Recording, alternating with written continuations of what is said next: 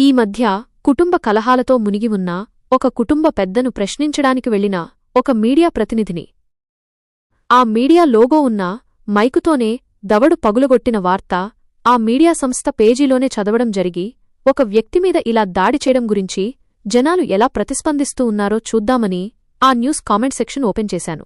అరే ఒక్కడంటే ఒక్కడు ఆ దాడిని ఖండించలేదు. సరికదా, ప్రతి ఒక్కరూ ఇది తగిన శాస్తి జరిగింది అనేవారే ఉన్నారు. అలా ఉంది ప్రస్తుతం మీడియా సంస్థలు మీద జనాల ఆదరణ.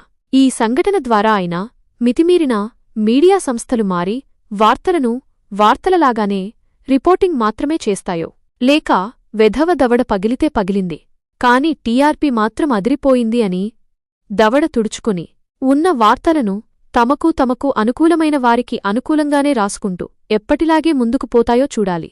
గమనిక. అలా అని వ్యక్తిమీద ఇలా భౌతిక దాడి చేయడాన్ని ప్రత్యక్షంగా కాని పరోక్షంగా కాని నేను సమర్థించడం లేదు.